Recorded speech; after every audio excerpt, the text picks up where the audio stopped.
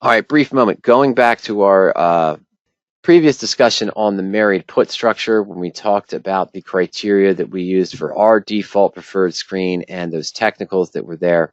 Raymond says the criteria you just used. Okay, Raymond. Raymond is a blueprint owner. Just is coming back into the fold. It's been out for a while. Had a couple of phone conversations with him today. He's reviewing the blueprint and the limited risk trading technique, getting back into it, and wanted to review some of the concepts and some of the ideas. So Raymond, on Power Options, when you go into Married Put and you go to search, our preferred criteria, as discussed in your blueprint, that Ernie and I use, and 95 to 97% of the trades that we post in the Fusion portfolio at RadioActive Trading come directly from this search criteria.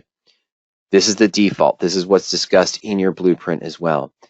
As you know, controlling risk, what are we looking for? We're looking for put options that are 150 to 900 days out in time to follow the three core principles of that married put structure, the protective put structure.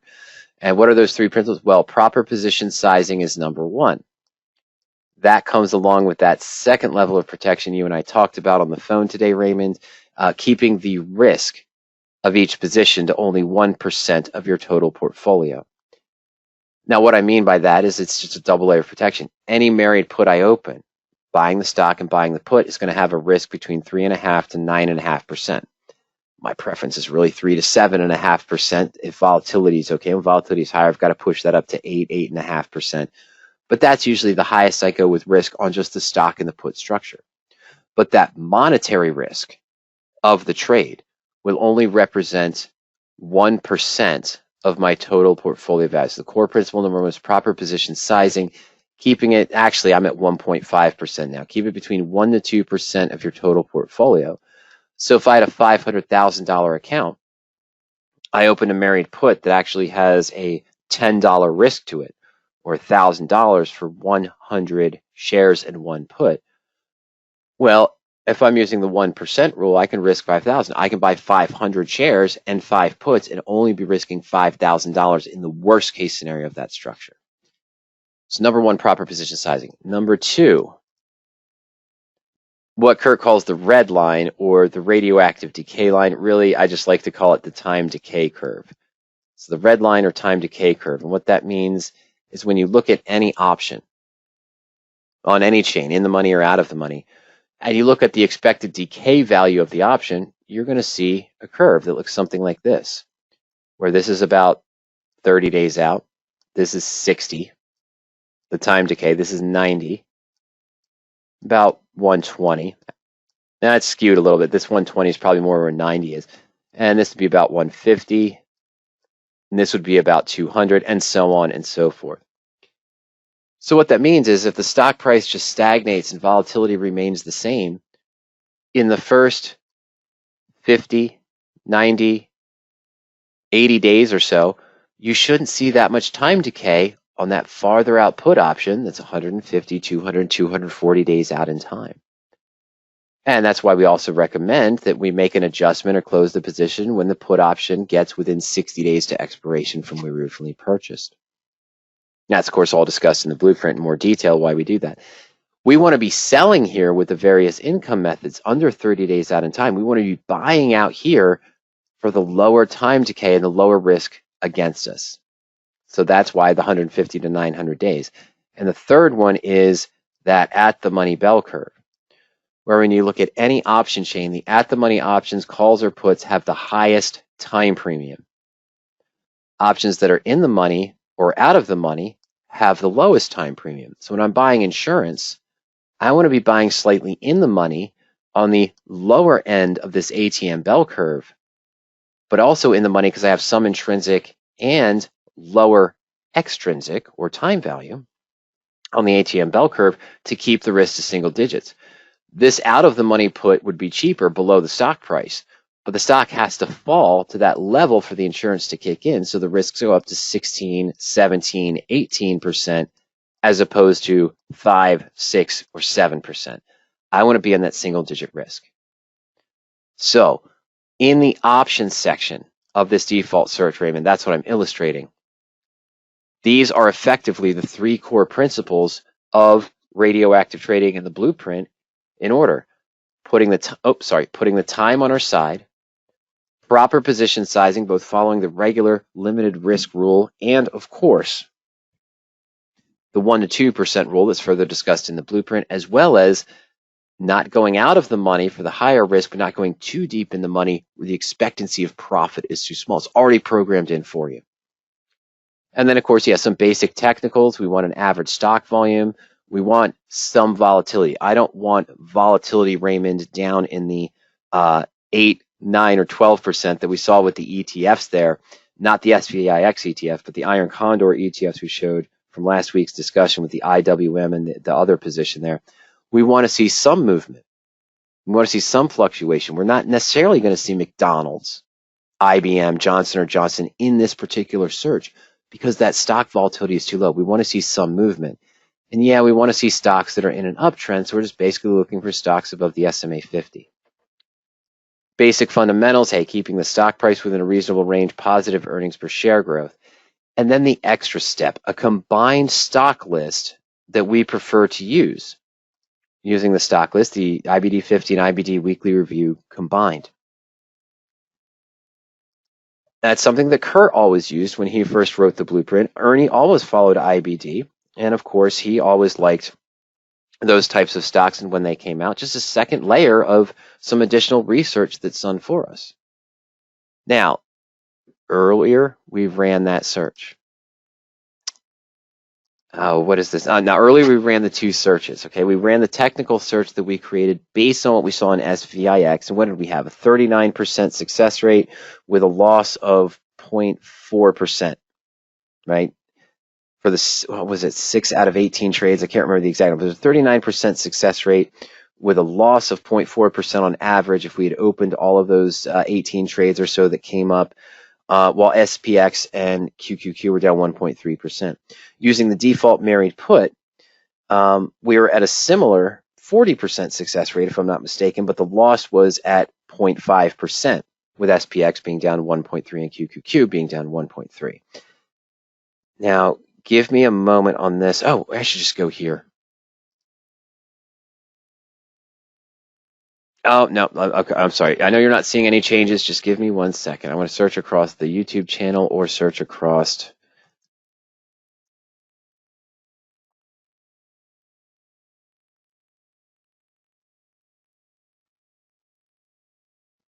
I'm not finding it here. So let me just go to radioactive trading. We'll do that first. Okay. I know you're not seeing anything, folks. I apologize.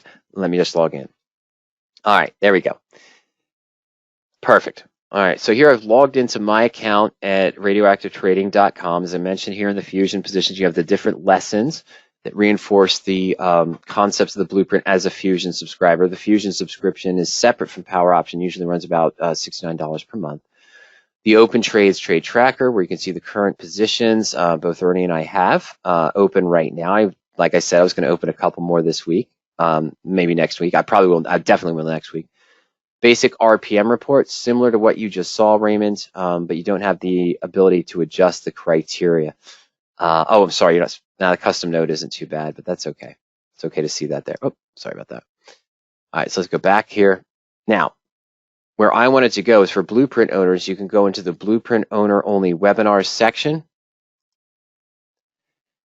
And the one I'm looking for, you've got some ideas. Put your blueprint to work. Blueprint owners Q&A. It's an older, there it is. Trust the PowerOptions search. Now this is an older one, and we have some more recent ones, I think, on our YouTube channel. So I'm just going to try trust thee and see what comes up in my search. Instead of trust the search, we're going to just go trust thee and see what happens. Okay. All right. So on radioactive trading, here's the full presentation for Blueprint owners. And essentially what we did during this time, and I've gone back and I've done this different years over different time periods. We took the default search that we just described to you. And this was even, the most recent one was from about 3 years ago, but we took the default search that we just showed you and ran that, say, on January 1st of a year.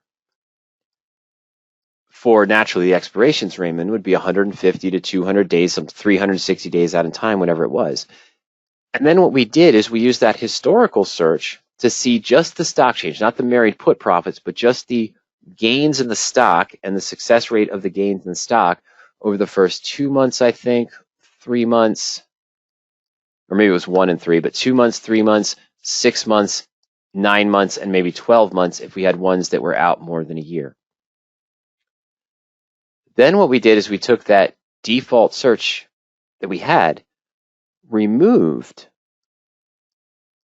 that list I mentioned, keep the same married put option criteria, but screen just against the S&P 500 stocks with the option criteria that we would use. Instead of that preferred list, use the S&P 500 with the same technicals and fundamentals. Stocks above the 50-day moving average, Raymond, average volume of 300, volatility above 0.25.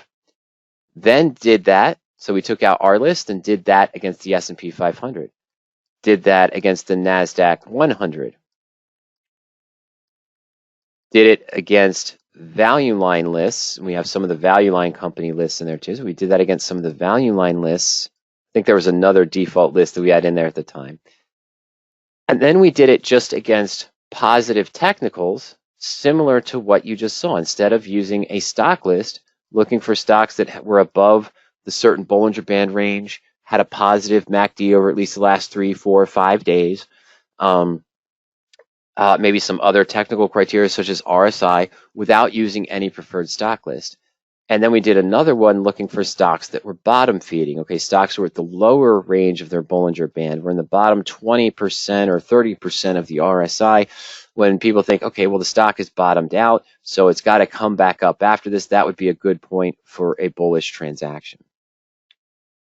So what this presentation did is show the results of the stock gains from this search after the first 2, 3, 6, 9, and 12 months, and compared to these ones as well over the 2, 3, 6, 9, and 12 months. Maybe it's just 3, 6, and 12. I can't remember how I did it, Raymond, but that's the general idea.